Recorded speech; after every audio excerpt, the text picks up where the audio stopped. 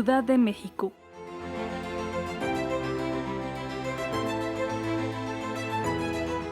Este espacio ha sido desde hace varios siglos el centro de la ciudad ubicada en el Valle de México. Sobre su superficie se erigen las más majestuosas construcciones. Sus calles concentran varios momentos importantes de nuestra historia. El subsuelo resguarda el corazón y la esencia de lo que hemos heredado.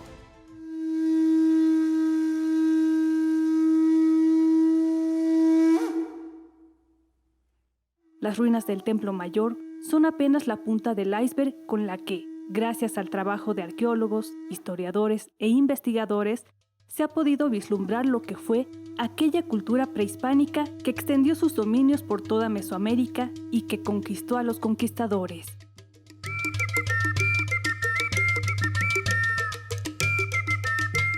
De acuerdo con los relatos de los abuelos que se encuentran entre la realidad y el mito y que han sido transmitidos de generación en generación, se dice que los pobladores de Aztlán, los aztecas, recibieron la indicación por parte de Huitzilopochtli, deidad de la guerra y el sol, de abandonar la región que habitaban.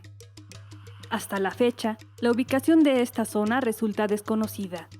Sin embargo, los expertos coinciden en que tuvo que ser un área geográfica del norte de nuestro actual territorio.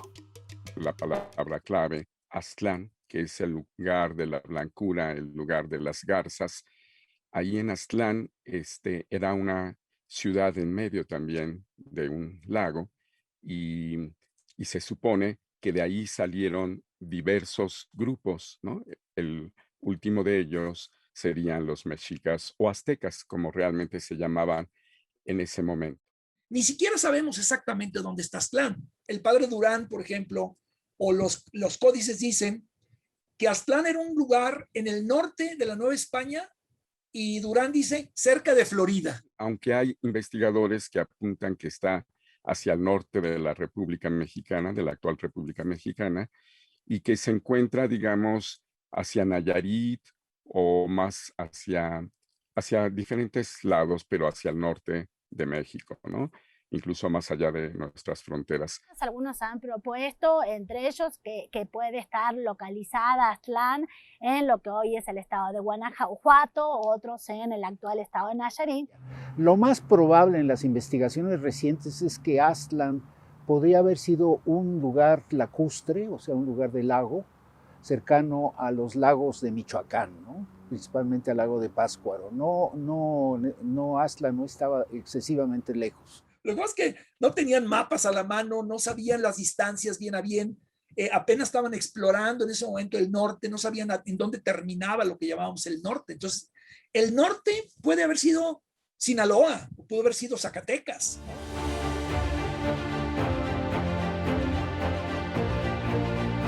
Tenemos muy pocos datos y muy vagos sobre quiénes eran o qué sucedió con los aztecas antes del inicio de la peregrinación. Como que la historia de ellos inicia oficialmente para ellos, porque así lo expresan en los códices, a partir de la peregrinación. Entonces, por un lado, los mexicas cuentan la historia de su migración desde la salida de Aztlán, donde eran dominados por los malvados aztecas, que eran los dominadores de los mexicas, quienes los explotaban. Salen de ahí justamente con la promesa, como cualquier migrante pasado, presente y futuro, de una vida mejor. ¿Cuál es esa promesa que les va a hacer el dios Huitzilopochtli a través de sus sacerdotes? ¿Y qué les va a prometer? Ser famoso, alcanzar la gloria, la fama, la riqueza, el dominio de otros pueblos a través del ejercicio de la guerra. Eso es lo que les promete. Después de salir de Aztlán, Chicomostoc, Teoculhuacán, por orden de su deidad Huitzilopochtli, este grupo, ¿sí?, que también es una discusión que peregrina o migra, ¿no? Acá tenemos dos vertientes, va a atravesar diferentes momentos liminares, momentos difíciles, momentos donde el propio grupo, que nunca hay que pensarlo como de manera homogénea, se va dividiendo en diferentes o va tomando partidas en diferentes momentos.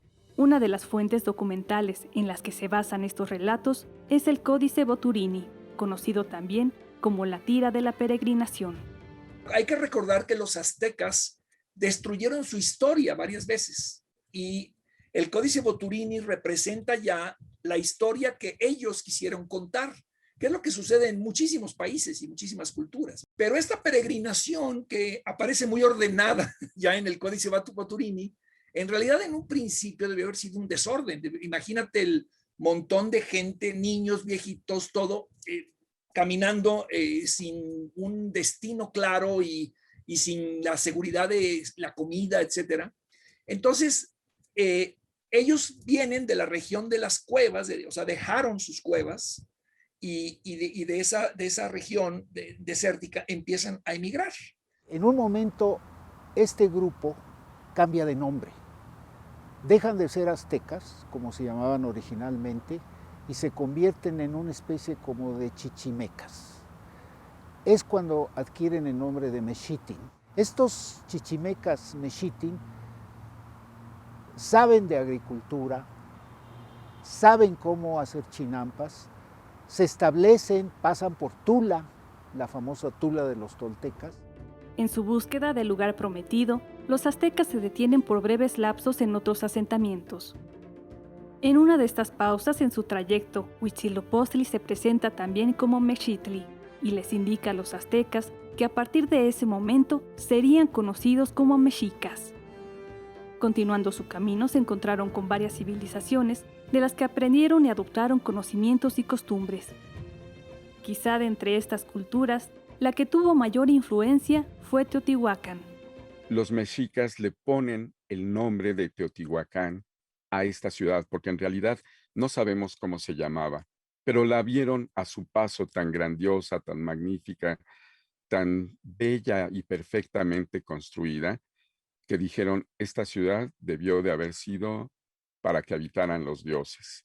Ellos pensaron que si ahí habían construido los dioses esa ciudad para habitarla, pues ahí también se debió de haber creado el quinto sol, el que nos alumbra o el que los alumbraba a ellos, y también crearon a la quinta humanidad. El nombre calendárico del quinto sol es Nahui Olin, que significa 4 movimiento, y está representado por la piedra del sol que vemos en el Museo Nacional de Antropología. Lo que es importante aquí es que ellos observan, se llevan, hacen una especie de saqueo, se llevan algunas cosas que encuentran en Teotihuacán, que les gustan, y luego pasan por Tula, también la antigua capital de los toltecas, también saquean Tula. Me imagino que no sería el único saqueo, sino después ya teniendo el poder, pues con más razón pudieron regresar. Y entonces ellos, y luego llegan ellos a Culhuacán. De hecho, el Códice Boturini termina con la llegada de los mexicas a Culhuacán. Y era un señorío, un altépetl, ¿no? Entonces el señor los usa primero como mercenarios y se da cuenta que son extraordinarios guerreros. La guerra, la milicia va a ser extraordinariamente importante en lo que va a ser la historia posterior del grupo que se establece en estas islas. Otro de los lugares importantes en el camino de los ahora mexicas sería Coatepec. ¿Por qué Coatepec? Porque precisamente en Coatepec estaba en ese lugar localizado Coatlicue. Coatlicue, que es la madre nada más ni nada menos que de Huitzilopochtli, va a estar barriendo, ¿sí? Barrer significa, es una forma de entrar en oración, de entrar en contacto con la deidad, y ahí tenemos diferentes registros que está barriendo, que cae una pluma entre sus pechos y queda embarazada, que desde el primer momento su bebé, podríamos decir, es Huitzilopochtli. La leyenda dice que Coyolxauhqui y los Entzohuitznahuas, es decir, los 400 o innumerables hijos de Coatlicue, se sintieron deshonrados por el embarazo de su madre. Debido a ello, planearon su muerte junto con el hijo que llevaba en su vientre. Es por esta razón que al nacer Huitzilopochtli, lo hizo ya como un hombre y como un guerrero. Defendió a Coatlicue, mató y arrojó a sus hermanos y hermanas hacia el firmamento. Sin embargo, Huitzilopochtli tenía otra hermana que se llamaba Malinalxóchitl, quien fue abandonada por ser una hechicera. Malinalxóchitl tuvo un hijo, sobrino de Huitzilopochtli, llamado Copili. Él trató de vengar a su madre. Copil, se llamaba, pues quería acabar con Huitzilopochtli, pero entonces justamente en el cerro que está enfrente del aeropuerto, ahí atraparon a Copil, lo sacrificaron, le extrajeron el corazón, lo lanzaron al lago y donde cayó en el lago habría crecido entonces el nopal sobre el cual aparecería el águila devorando a la serpiente. Y que allí es el lugar que dice Huitzilopochtli, este es el lugar donde ustedes me van a hacer un templo y aquí vamos a empezar la historia.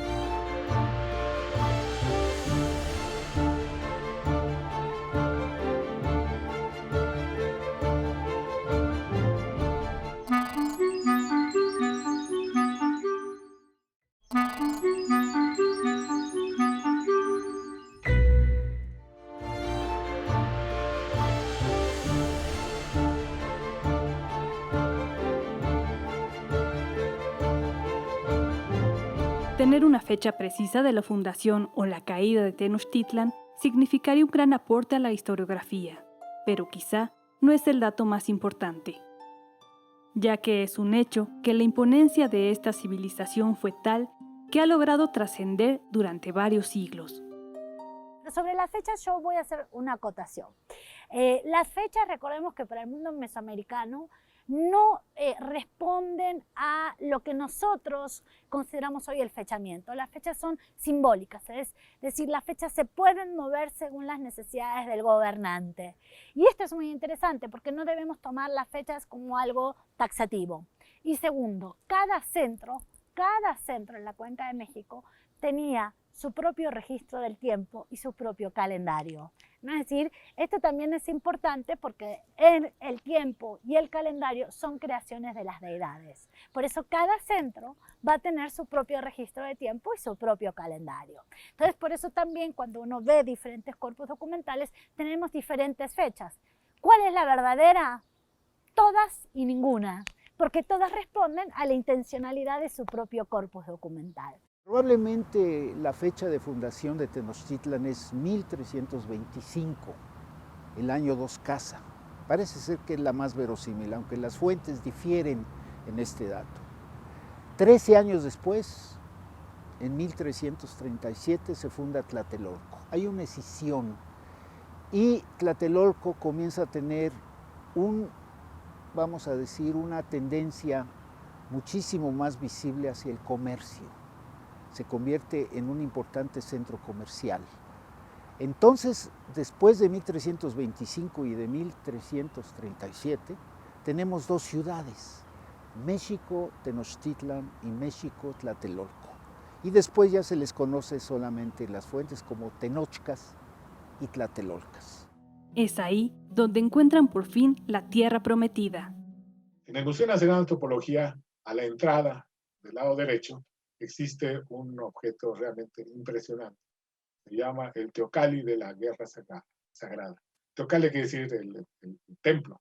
Es una pequeña pirámide, una maqueta, que está llena de simbolismos calendáricos, iconográficos, muy interesantes. En la parte de atrás aparece, en efecto, un águila sobre un opal, donde las tunas están formadas por corazones. Ese nopal está aparentemente surgiendo de un personaje que está en agua y que probablemente sea el famoso Copil. Y del pico del águila salen dos fluidos, dos flujos. Uno claramente es agua y el otro se ha interpretado que es fuego. Agua, fuego. Sin embargo, probablemente este no fue el único suceso que interpretarían como una señal de que este era el lugar definitivo para su establecimiento. Y de pronto sucedió algo que yo digo, eso fue definitivo, a mi manera de ver, que les llamó la atención de decir, esto es una señal de allá arriba se ve, ¿qué es? Le diré, el 21 de abril de 1325, alrededor del mediodía, sucedió un eclipse total de sol. No dudo que los mexicas se hayan espantado, sí, pero tomando en cuenta que ellos adoraban al sol en la forma de Huitzilopochtli, de pronto se oscureciera, su sol fuera apagado y entonces viera la gran corona solar, que es la atmósfera más caliente y más extendida del Sol, dirían, bueno, eso es un aviso.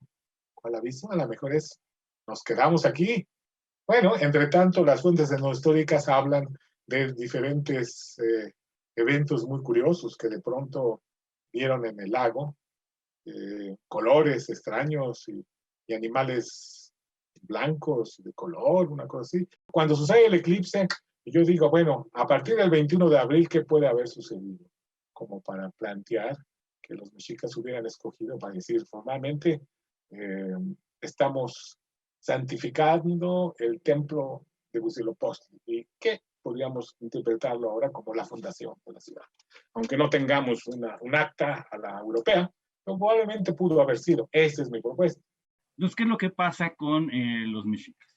Los mexicas son los últimos en llegar a una cuenca que ha estado habitada durante miles de años, donde han ocurrido infinidad de eventos políticos, sociales, donde han existido ciudades imponentes, imperios, toda clase de dominios, y este es un grupo que llega al final de estos procesos, ¿no? Cuando ya todos los terrenos están ocupados, cuando ya todos los enclaves relevantes, cuando todos los recursos estratégicos tienen poseedores.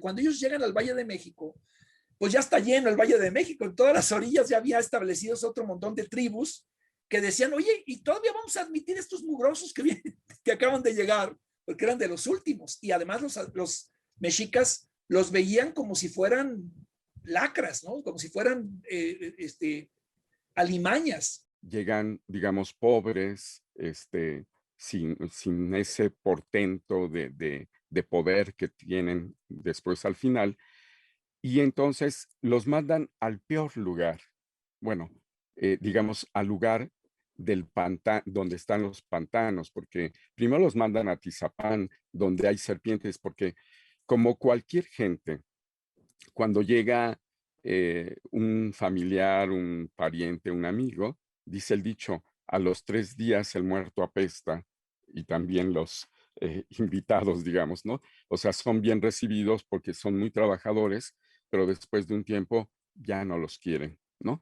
Y entonces los mandan a Tizapán, donde hay culebras, a ver si las culebras los muerden, pero ellos deciden o son tan laboriosos que se comen a las culebras y se comen todo lo que hay, lo que pueden, y luego ya los mandan a este islote, digamos, junto al pantano, donde no hay posibilidad de nada. Ok, sí, los dejamos asentarse, pero en el peor lugar.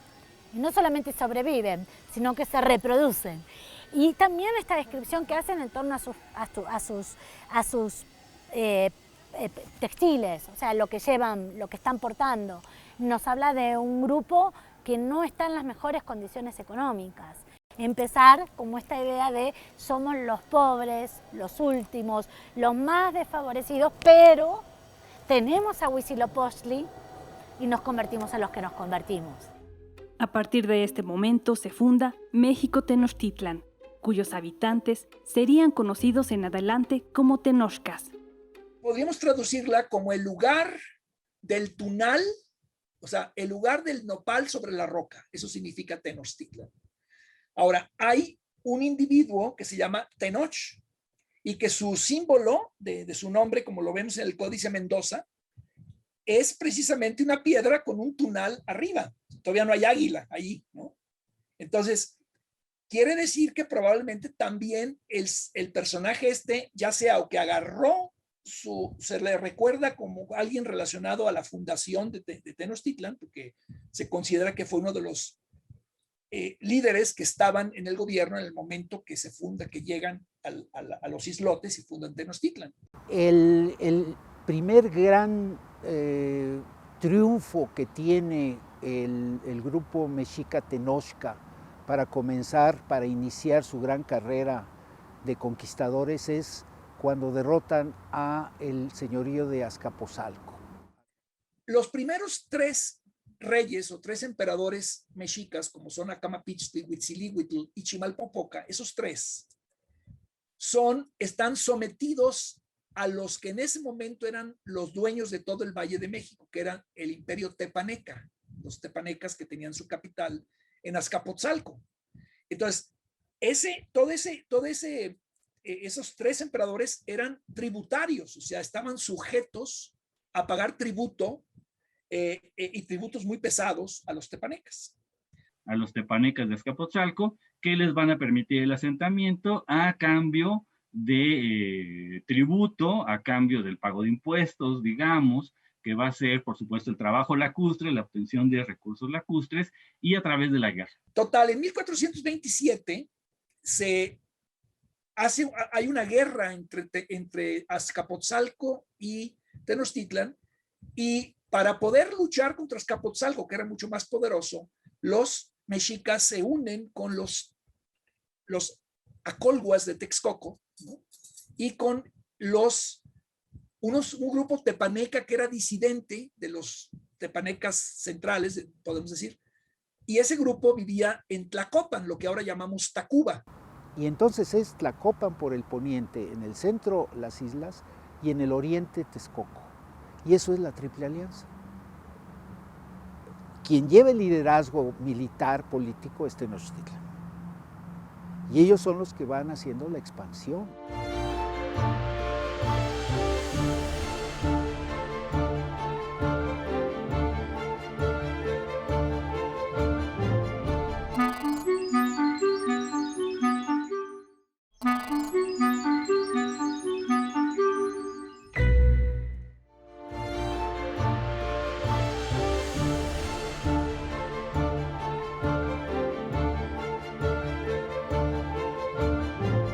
Ya como gobernantes del Valle de México, los mexicas mostraron que no eran un pueblo cualquiera, sino que por sus venas corría una historia y características que no habían tenido otras culturas. Lo que caracteriza a los mexicas tenochcas es justamente la idea de ser un pueblo guerrero, ser un pueblo belicoso. Si ellos se pueden definir de una manera, es justamente como un pueblo que tiene un mandato del dios Huitzilopochtli, que tiene esta promesa de ser ricos, famosos, de que su memoria perdure por siempre. Eso lo tienen como muy, muy hacendado, a través de la guerra. La educación incluso está regida como por estos principios básicos que ponderan sobre todo el autocontrol del individuo.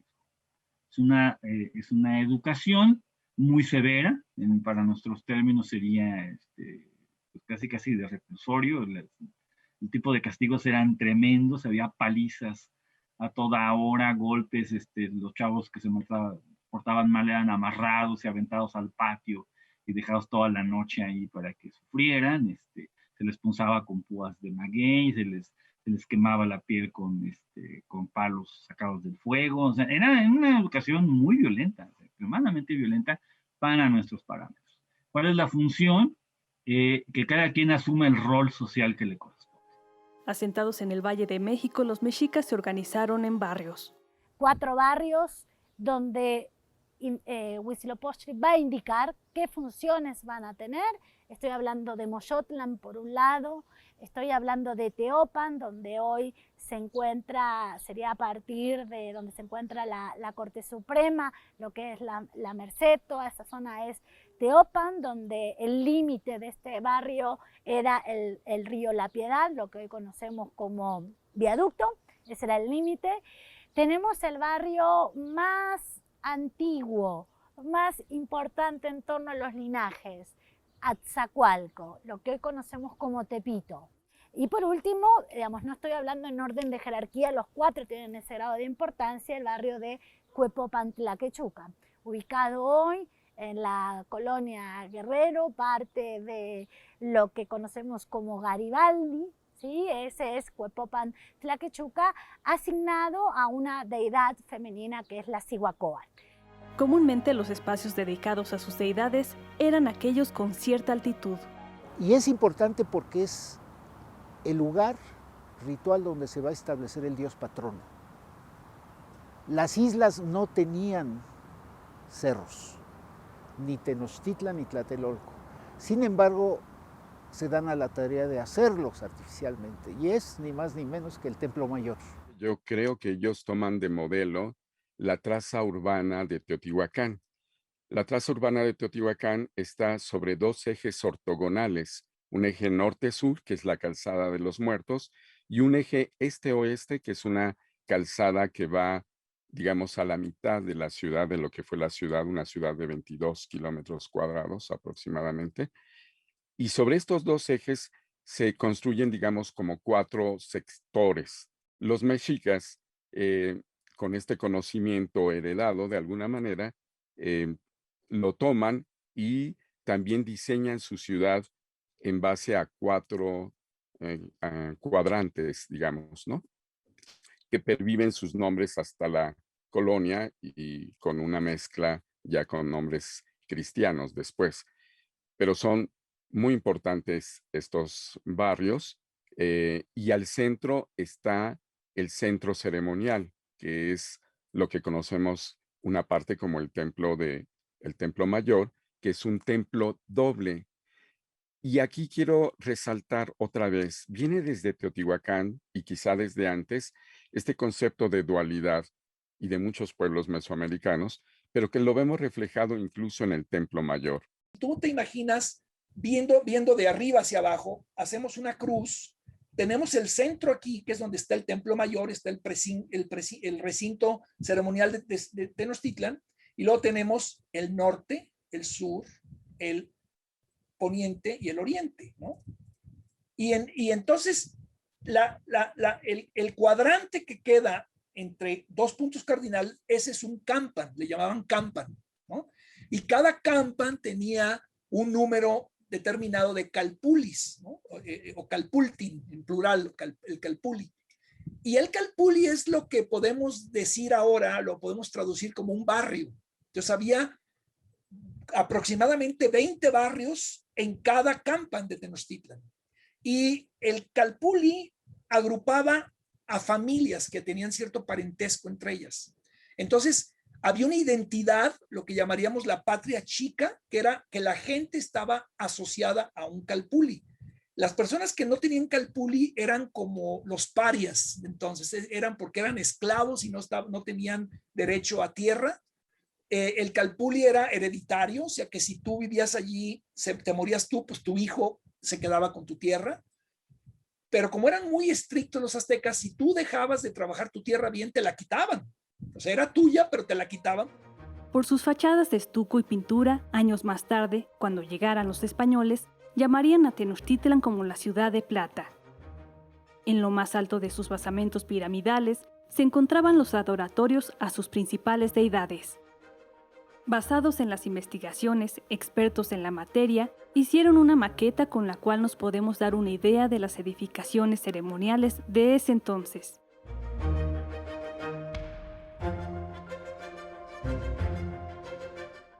La religiosidad de esta civilización, como la mayoría de las culturas prehispánicas, era inseparable de la vida cotidiana de los distintos estratos sociales. Encontramos la religiosidad de la vida cotidiana, en que cada unidad familiar empezaba el día justamente con oraciones, con ritos, con libaciones en honor a las deidades, porque además los dioses no eran simples abstracciones, sino estaban en el paisaje mismo. Tlaloc, el famoso dios, que es el terroso, que es lo que quiere decir, es el dios que es tierra, y muchas veces es un cerro. El cerro es Tlaloc, Tlaloc es un cerro.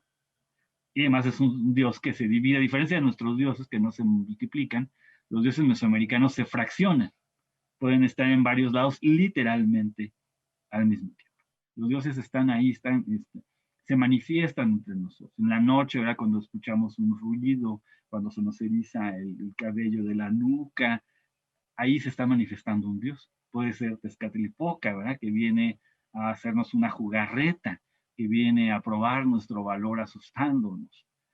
Puede ser otro dios. Si el fuego no se enciende de inmediato, puede ser Xiuhtecutli, el dios del fuego que se ha ofendido, o si sale muy bien, bueno, el dios Xiuhtecutli manifiesta su anuencia con nuestras acciones. Entonces es un mundo religioso donde las divinidades están en todos lados, manifestándose en todos lados. Y afortunadamente cada día sabemos más de la cosmovisión y estamos intentando a través de ella tratar de entender la vida del campesino, la vida de los mercaderes. Los mercaderes tenían su propia deidad, Yacatecuhtli, ¿no? Los artesanos, los que hacían objetos de madera, los que hacían códices, todos tenían deidades patronas, ¿no? Y hasta ahora estamos tratando de, a través de la cosmovisión, entender toda esta serie de actividades cotidianas que había. Era muy importante porque todo tenía una razón, pero por otro lado, limitó mucho el concepto o limitó mucho la manera como trataron de interpretar la llegada de gente de fuera. Es una religión de Estado que está haciendo, por decirlo de alguna manera, tomando un término de antropólogos, una teatralidad ritual, una imponente teatralidad ritual que manifiesta el poder del Estado y el favor divino hacia el Estado. Una de las cosas que llaman la atención y lo que le da a un imperio su éxito es la organización. El imperio azteca es uno de los imperios que han existido junto con los incas y los romanos que han tenido mejor organización a nivel mundial.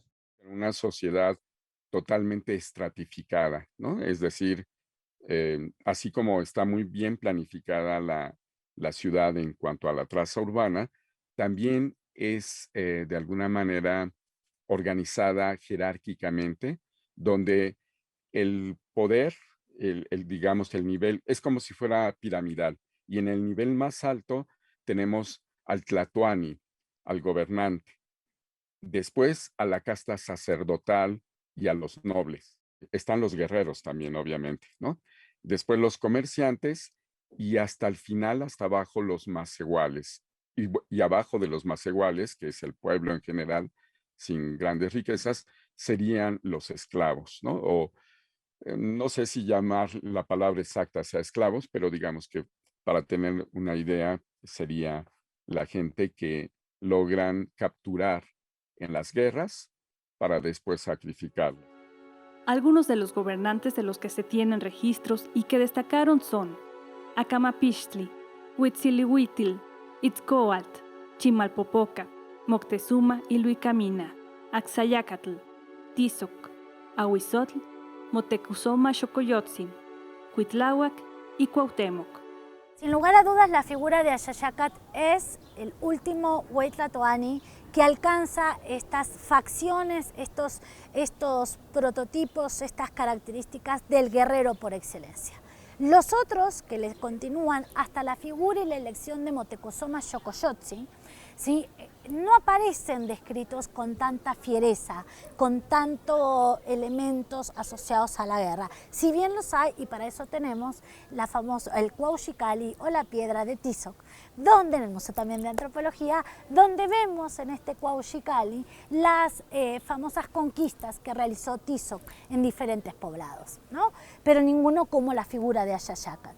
Pipiltin eran todo individuo que era hijo o descendiente de rey, de un tlatoani, de un emperador.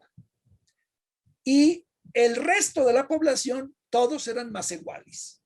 O sea, y masehualtin, que es el plural masehualtin o masehuali, singular, un masehuali era desde un artista, un constructor, un campesino, un artesano, o sea, todo tipo de persona que no descendía del rey era un masehual. Los masehuales hay diferentes grados, los pochtecas o traficantes, comerciantes, los artesanos, que pueden ser artesanos altamente especializados y favorecidos, y los que son los labradores, los pescadores, los que cortan la leña, los que cargan las piedras para la construcción. Entonces, bueno, era un sistema económico, político, social, jerarquizado, muy ordenado, muy disciplinado. Tenían dos escuelas, sabemos, el Tepozcali y que eran dos escuelas. Era una para masehuales y la otra era para los nobles, digamos, ¿no? Y aparte tenían el Cuicacali, que era para enseñar las artes musicales y demás. Son especialistas en el trabajo lacustre desde siempre. ¿Qué quiere decir esto? Que saben pescar, cazar, recolectar los bienes del lago, los recursos que ofrece el lago, que saben el arte de la navegación, que saben hacer presas, represas, que saben canalizar el agua, separar el agua dulce del agua salobre, que saben hacer chinampas, que saben todas estas cosas. Entonces son especialistas en el trabajo lacustre. Y también son especialistas en otra actividad que en esa época es considerada un trabajo más, que es hacer la guerra. Pero los guerreros van a ocupar el lugar más importante en esta sociedad. Hombres y mujeres, porque las mujeres también son guerreras. No solamente van a la guerra sagrada, sino que también hacen algo que diariamente lo podemos observar en nuestras comunidades en la República, al dar a luz. Muchas de las mujeres que mueren al dar a luz el primer hijo alcanzan el estatus de guerreras, porque están dando un nuevo guerrero a esa sociedad. Y por supuesto los roles femeninos. Si es una mujer más igual, su rol es muy claro, o sea, las labores propias de su casa, el cuidado de sus hijos, el cuidado de su familia, el ser el centro moral de cada unidad familiar, eso es clarísimo. La que debe de vigilar que todo el mundo se comporte bien es la mujer en cada unidad. Entonces lo tiene así como muy marcado. Entonces debe saber las habilidades propias de una mujer más igual. O sea, debe saber hacer cierto tipo de comida, ayudar en cierto tipo de labores públicas, etc. Pero si es la mujer de los pilis, entonces tiene que tener otras habilidades, además de esas, cierto dominio de la lengua, el dominio de la etiqueta pública, por supuesto, cierto control sobre los niños, porque su rol, por supuesto, será educar a futuros gobernantes, a futuros grandes sacerdotes y guerreros. Entonces, desde ahí, su rol es distinto. Las mujeres Masehualtin, entre comillas, las del pueblo, no aparecen, no aparecen en los corpus como describiendo sus actividades o solamente con este rol de mujeres que van a parir y pueden morir y ese estatus que van a adquirir como guerreras. Pero sí tenemos muchos datos de mujeres pipiltin o sihuapilis, las mujeres nobles. Tenemos muchísimos datos de las hijas de Motecuzoma, hijas que rápidamente se van a emparentar con los conquistadores. El caso de Tecuixpo es claro, ella como otras, doña Isabel, que van a emparentarse, van a tener hijos con estos conquistadores y de esa manera también podemos observar cómo rápidamente esta sociedad novohispana no es puramente hispana, ¿no? Está también compuesta por mujeres estrategas. Este rol pasivo que siempre se le ha puesto, me parece que en estos 500 años hay que pensarlo muy claramente, desde la figura de Malitzin, una mujer, ¿no?, que desde el cacique gordo de Zempoala va a ser entregada a Cortés y es la mujer encargada de poder asesorar en todo este juego, digamos, de traducciones que hay, de idas y vueltas en torno a la traducción. Pero creo que las mujeres nahuas han tenido y tuvieron un lugar protagónico en la caída de Tenochtitlan, en las negociaciones, en los acercamientos, en los empoderamientos de ellas. Son mujeres empoderadas. Los tenochcas eran una sociedad compleja, pero perfectamente organizada política, económica y socialmente.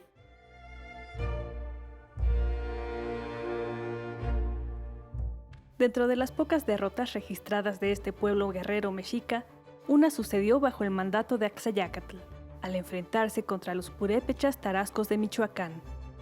Por otra parte, Tlaxcala fue otro de los señoríos que nunca pudieron conquistar. Y Tlaxcala la aislaron, nunca conquistaron los tenochcas y la Triple Alianza, nunca conquistaron Tlaxcala, por ejemplo. Se mantuvo como un señorío, pero aislado. Les cortaron los productos que venían de la zona de la costa del Golfo, de Veracruz. No tenían sal, por ejemplo, los tlaxcaltecas.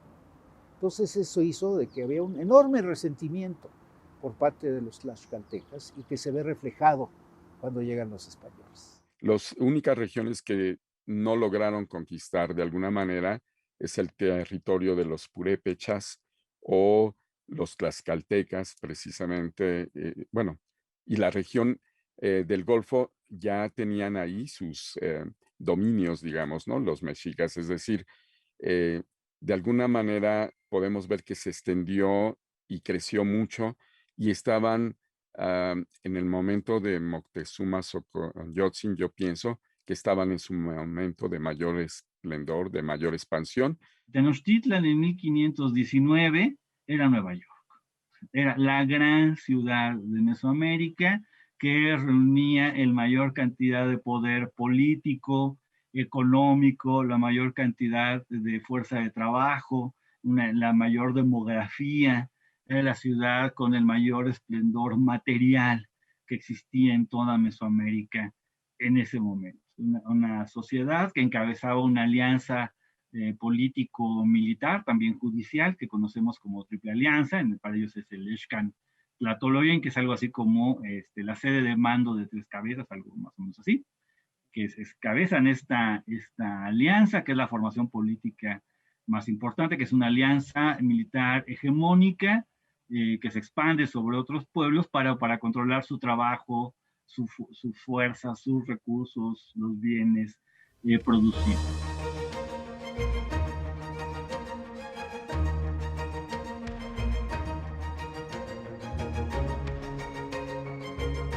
Nos falta conocer esa otra parte que la tenemos como debajo de la piel. ¿Y por qué lo digo? Porque lo tenemos incluso en nomenclatura, Azcapotzalco, Cuautitlán, en fin, ¿no? El mismo nombre de México. No hablamos náhuatl, pero tenemos más de 300 vocablos en el español que vienen del náhuatl, como aguacate, como jitomate, muchísimos, ¿no? Chinampa, cuate, ¿no? Cuate que viene de cuatl, ¿no? Y que significa gemelo. En fin, habría muchísimas palabras. Somos gente de maíz porque nos encanta la tortilla y es parte de nuestra constitución y era parte de la cultura gastronómica y alimenticia de estos pueblos que nos daban una dieta básica importante, la combinación de lo que daba la milpa. Si abrevamos en los pueblos originarios y en esta gran cultura que desarrolló hasta ser un imperio, tuvo cosas buenas y cosas malas seguramente, pero podemos aprender de las buenas como a ser grandes, ¿no? A ser grandes, pero siendo humildes también. ¿Por qué digo yo que es peligroso el uso, el que le hayan puesto a nuestro país México?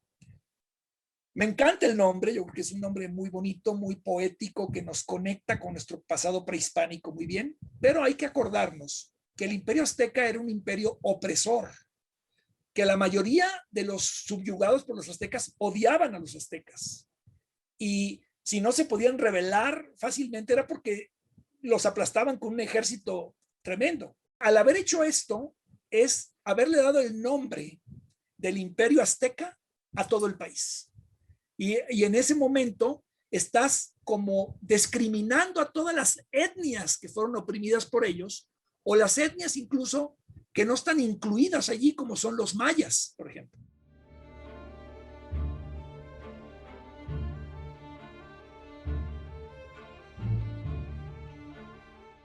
Y justamente cuando México Tenochtitlan se encontraba en la cima de su esplendor, llegaron otras señales.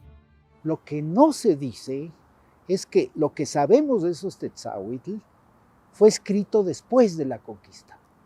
Sobre todo vienen de una extraordinaria obra que nos sirve y que no podemos dejar a un lado, que es la historia general de las cosas de la Nueva España de Fray Bernardino de Sahagún, llamado también Códice Florentino. Normalmente, en las culturas antiguas, incluyendo a Mesoamérica, el momento de un fenómeno inesperado, un cometa como el de Moctezuma o un eclipse, generalmente se quería identificar como un augurio de algo malo. Se iba a morir el gobernante, iba a haber sequías, enfermedades, el reino caería y demás. Bueno, esa fue la predicción que le hicieron a Moctezuma cuando apareció el cometa. Pero en la actualidad sucede algo así. Hay un cronista de Tlaxcala, Muñoz Camargo, que habla, dice, a más de 7 años antes de la llegada de los españoles, vimos en el sol una inmensa espada que lo atravesaba, que una como cortina que no podía predecirme sino el fin del mundo. Esto es del siglo XVI y no sabemos cuándo exactamente. Cuando llega el cometa, resulta que Moctezuma estaba tranquilamente durmiendo y su guardia lo despierta y le dice, mire lo que está ahí. Pues era un cometa, con 2 colas, como debe ser, esplendoroso. Y entonces Moctezuma tenía sus astrónomos. Entonces los mandó traer y les dijo, a ver, ¿qué es eso? Y los astrónomos se habían dormido. Se enojó y los mandó encarcelar, encaular. Y supuestamente Moctezuma se puso a llorar diciendo, ¿cómo? Qué mala suerte que a mí me tocó, que todo lo que ganamos los mexicanos lo termine así. Entonces, la pregunta, ¿de qué cometa se trató? Por lo tanto, planteamos que el famoso cometa de Moctezuma fue justamente el eclipse de 1516. Queda muy bien antes de la llegada de los españoles. Pero no solamente eso, un día se incendió en la noche y en el día el Cerro Zacatépetl, ese que está ahí por Perisur, al sur de la Ciudad de México, hacia lo que es periférico y cerca de Cuicuilco, cerca de la Jusco, donde todavía hay evidencia de construcciones ahí. Digamos que ese cerro se incendió y era una mala señal, pero hubo varias señales, ¿no? Otra donde a una como grulla que le llevaron a Moctezuma traía un espejo de obsidiana en la cabeza y el espejo que está relacionado con los augurios precisamente, ahí vio Moctezuma como agente sobre venados, decía, ¿no? Y entonces estaba viendo y le preocupó porque veía gente sobre venados y como que se incendiaba la ciudad.